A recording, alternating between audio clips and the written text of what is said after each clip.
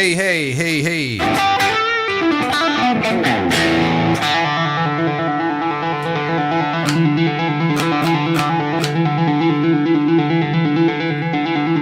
Hey, Kevin. What's up, man? Back from vacation. Awesome. Hi, Jason. How are you doing today? Hi, David. Happy hump day.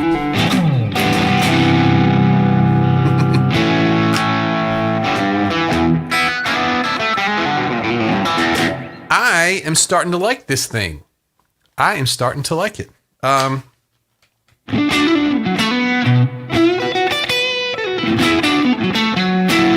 think I've got most of the bugs worked out. I've got to figure out something about this this 4 position. It's not working right, but it kind of stays in tune. We've got, let's see here. Today's Wednesday, April 27th. Welcome to Play Guitar Live, everyone. How are you doing today? We're going to be talking about diatonic bar chords based off of the E string, if we get to it. Because we don't have a good track record with that. Because what I'm thinking about is guitars that stay in tune. Do you have a guitar that's always in tune? Do you have a guitar that you could put it away for a month and come back and pick it up and the guitar's in tune? And do you have other guitars that never stay in tune? That depending on the temperature of the room, they drift off. This one is staying in tune from day to day to day, which is pretty nice. I'm starting to like this one a little bit more. I've played Rosewood necks for so long, and I've had this for a long time. I've never played this neck a whole lot. I'm playing it all the time now. So the pickups in this are this is the Duncan one that David Gilmour uses. I forget the SSL 5, I think. And then these are the Fender Custom Shop 69 pickups. And being someone who's played Fralin pickups for so long, they're different. They have kind of a drier sound to them, which I like. It's different. There's Chris. Hi, Chris. Lurking in the shadows. Awesome. Dean's here. Hey, Dean, how you doing? So we're getting the crew here a little bit. Also, I've been liking this playing with a tube screamer again. I haven't done that in a long time. And I'm just playing into this old pod floorboard here, which isn't the greatest sound. I've been thinking, what am I going to use for my main guitar online when we do live streams and when I record the podcasts and things like that? What am I going to use? And part of me wants to use the Spark, just because there's a lot of players that use the Spark, and the more I play it, the more I'll get familiar with it, and the more I can start getting some really, really cool tones. So I'm thinking that would be the loop pedal is always the problem. I know Kirby has got one of those non-positive grid pedals that has a looper in it, and I'll talk to him about that. Maybe I'll try that. I don't know, but I need to start. So here's the problem. I was going to just use my amps in here through the Torpedo Captor X, and that's where I'm getting the best sound. I'm getting total awesome tone from that. But it's a small room. I've already got a ton of lights on in here, and it heats the room up a little bit too much. So I'm thinking I'd love to have something where I can just turn it on, and I'm looking at the Iridium pedal, looking at some sort of something I can use, on my pedal board too. So say I've got to play a gig where I can't use an amp,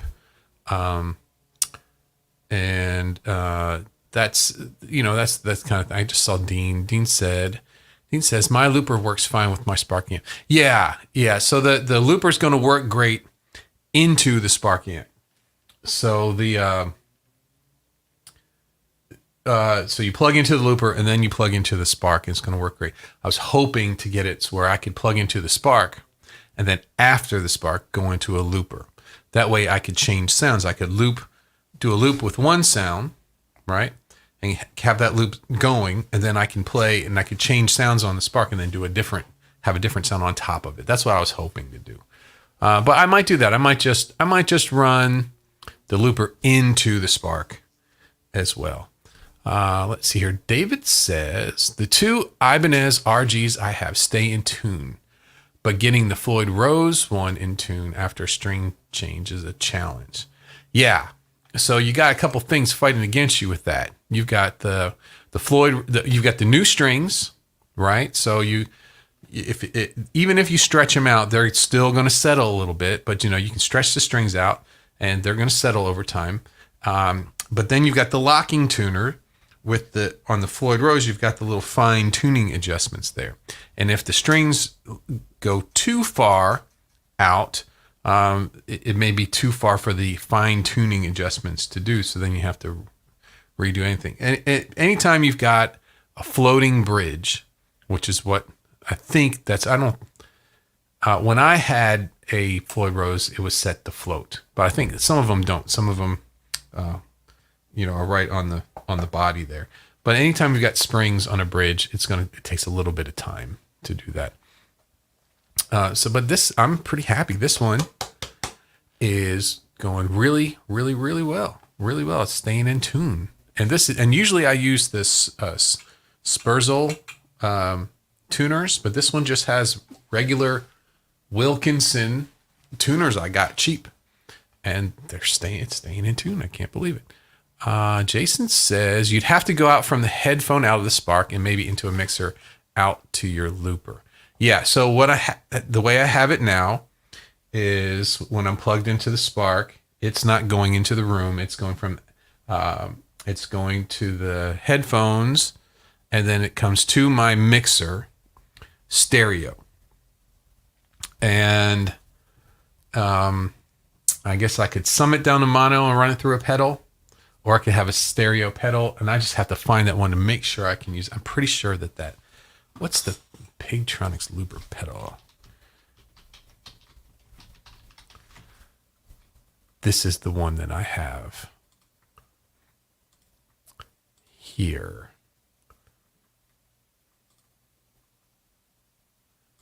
Let's see if this will. No, that's the Infinity 3. I have the older Infinity. Let's see. Here's an old musician's friend. Let's check this out here. This is the one I have. All right, so let's see here. In one, in two, and out one, out two. That's stereo. This is on my acoustic board, but I'm thinking maybe I'll do that. Maybe I'll have that, run that into there and then out. And this is crazy. It does so many things. It will MIDI sync your looping. It's a neat pedal. Does the mixer have an effects loop? The mixer has 1, 2 sends, aux sends. So you can send out for two things, but it has a return, just single return. I'm using aux 1 already to run a podcasting type deal. So what happens is, instead of running my main outs, here, let me switch out of this. Instead of running my main outs to what you're listening to here, I run an effects send out. So what you're listening to, because say someone was to join me, like today, I'm hoping at 3:00, we're going to have the VIP hangout. I'm hoping I have some folks join me in that today. So what would happen is if they're talking to me, they'll also be listening to themselves in my mixer. So I have to be, and so you get that. Have you ever heard that someone calls in a call-in show and you hear of a delay, right? It's really terrible. So I fixed that with the mixer, and that uses that effect send. Yeah, I think it'd be easier. It could, Jason, you're right. It could be done, but it definitely would be easier if I could do that pre-mixer. So I think I'm going to use this Infinity Looper pedal. I'm going to get that. I'm just going to tear that board apart. It's a neat board. I've got a Fishman Aura pedal on there that does kind of modeling of acoustic guitars, and you can blend it in with your regular direct acoustic guitar. It was a neat pedal. It was a neat board, but we're not doing that gig anymore, and nor do I want to do that anymore. I would rather stick with electric guitar stuff if I can. Okay, so we're going to talk about diatonic bar chords based off of the E string. What are those? Those are the E-shaped chords.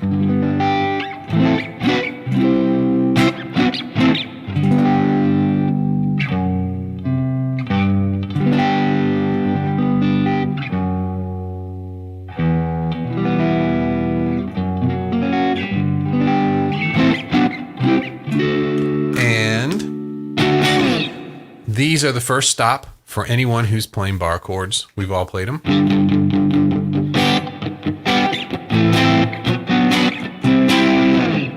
And what we talked about in the podcast today are the shapes. So I'm going to do G today. Let's see here. These are the shapes that we're talking about. Yeah, let me turn this tube screen. So we've got the major shape, looks like E major. We've got the minor shape, looks like E minor. We've got the dominant shape, which you could do this too. Then we've got the minor seventh shape. Okay, so those are the main ones. If you try to do a minor 7 flat 5, you've got a problem because you've got a double of notes here. So this is your 5th. If you try to flat the 5, you can't strum straight across because this note has to be flatted too. Usually a minor 7 flat 5 is better played like that, right?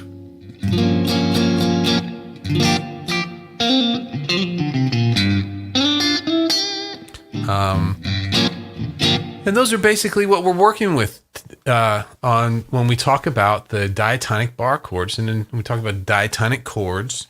Major, minor, minor, major, major, minor, diminished, and back to major again.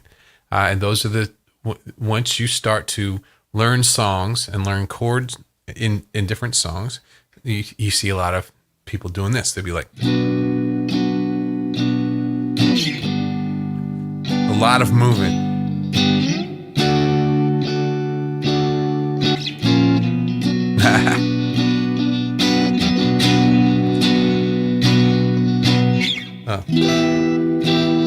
So you're playing. So that first intro, there's a lot of sliding up and down the E string.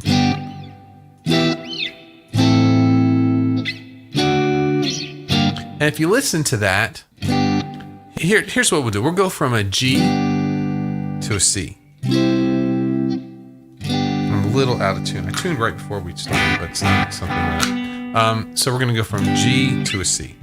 So you tell me, you take a listen here. Let me bump it up a little bit here. There we go. So I'm going to play the G chord and the C chord. And then now I'm going to play G to C on the A string shape as well, which is what we're going to be talking about tomorrow. So what's the difference between this and this? What does that sound like to you? It's the same chords, but different voicings.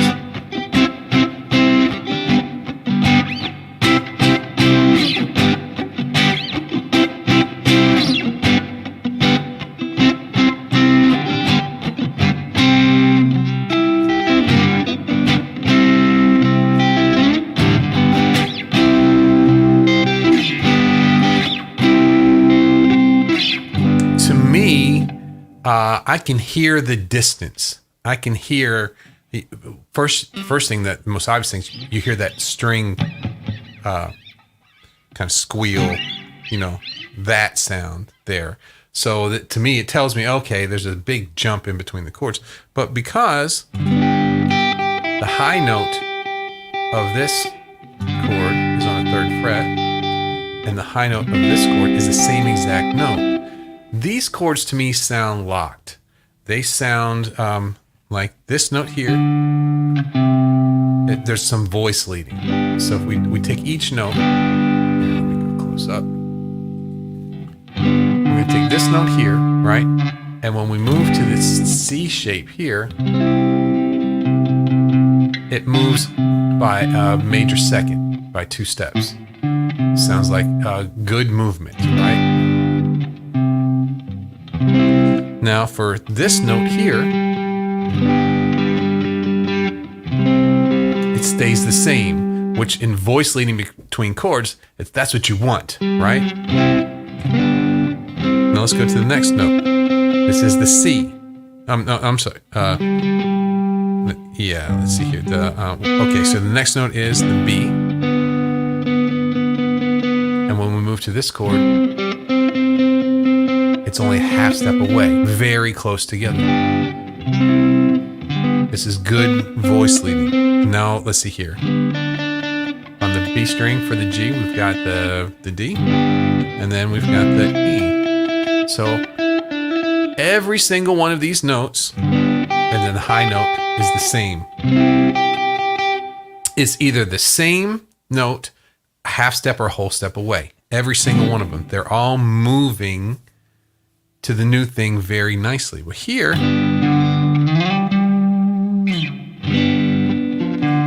when you switch big distances like this, everything's going up. And it's jumping up a lot. It's kind of like seeing a piano player play down here and then play up here, and then play down here and then play up here, right? It's not as smooth of a sound. It's not as smooth of a transition. So getting these low E string diatonic chords here, and then doing what with them, what we're going to be doing tomorrow is adding the A string diatonic chords and getting some voice leading going on. The students who are doing the 2-5-1s and the 2-5s,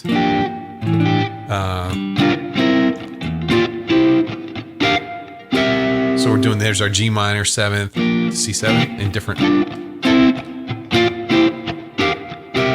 and then you can even take that farther, 2-5-1. It's just 4 different ways of playing the same thing. Right, so we get into all of those different chords, going through 3 chords, and the notes aren't moving very far. They're just changing slightly to become the new chord. It's a very smooth sound. It sounds very pleasing to the ear. So to me, taking, getting out of that rut of just sliding the bar chords, like I talked about it in the podcast today. You think, what do you think about? I'm going to ask David. When you think about the 3rd fret, this first dot, what do you think about? I'm going to wait. It'll probably be nothing like the answer that I'm trying to get from him. David, what do you think about when you think about the 3rd fret? What do you think about? What does it remind you of? Instantly, the first thing, 3rd fret. When you play the 3rd fret, what are you playing? What do you think? I'm just going to wait. Are you driving? What are you doing, David? Where are you? What are you up to today? Are you out and about, or are you at home?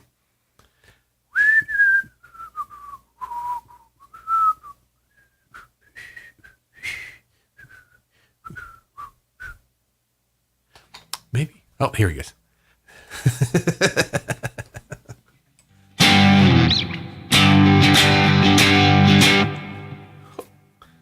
Gosh, I haven't heard that Holy Diver in so long. I can't get that in my head right now. I used to know it. I used to play that song. That's the Vivian Campbell days, right? If I'm not mistaken. power chord. Okay. And what power chord are you thinking of at the 3rd fret?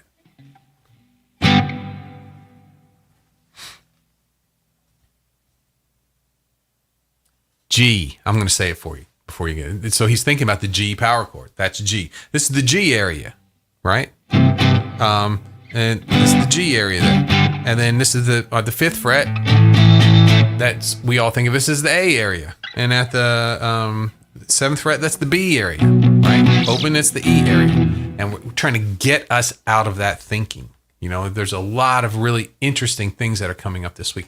Just to let you know, I have recorded the entire Academy days. I am finished recording all of them. I just have to edit them now up till Tuesday. So I've actually, some progress is starting to be made here. I've actually gotten a little bit ahead. I'll finish that up tomorrow and schedule everything. So we've got, let's see, we've got today's Wednesday, Thursday, Friday, Saturday, Sunday, Monday, Tuesday. So we have seven episodes left. And then I'm going to be starts on the string B. Okay. All right. Now let's see here. The other thing I wanted to talk about, I wanted to mention, since that Jason is here, that I did see the Facebook message to you, but I haven't had a chance to watch it yet. So I'm thinking that our pedal board that Jason's been putting together for us may be ready to go. Is that what that was about? I think that was. I could see the first few notes there, I think, or at least he's got one trying out. How does it sound? Have you messed around with it at all? And that was the one with, here, let me go over there. I'm going to be going over there anyway. In about 8 minutes, we're going to be headed over to the VIP live stream. Go to the products. We're going to the backstage area, VIP backstage. Head to the community. This is the pedal board with the Shaky Jimmy, which is the Univibe type pedal that I was interested in. Phase 95, which does a lot of different of the classic Phase 90 type sounds. EP Booster, which is my favorite booster. It's right here. And let's see, with the Plexi Drive, the Wampler Plexi Drive Deluxe, and then the Keeley Caverns. So I think he's, oh yeah, right down there, Jason says, I am close, but I got to go to work. So, okay. Well, I'm going to check that. I saw there was a Facebook thing over there. Okay, so I'm not getting any comments. I don't know if that's on my end or what, or maybe things have just slowed down here, but that's okay, because I'm going to take about a 5-minute break, and then we're going to head on over to the backstage area where we're going to have our VIP hangout. Now, with this hangout, if you'd like to join the stream, join me on the stream, there's a link there too. It's a StreamYard link that you can just join me on there. And if you just want to watch on YouTube, it's right there in the comments, and it's going to be a lot of fun. And I think, most everybody here is a VIP anyway. So maybe we'll just take this party and move it on over there. I'm not getting comments right now, so I'm just going to assume that there's something crazy going on here. And so if you can still hear me, I'm just going to say goodbye for right now. I'm going to sign off. I will see you at the top of the hour in about 5 minutes for the VIP hangout. Okay? All right, everybody. See you over there. Bye-bye.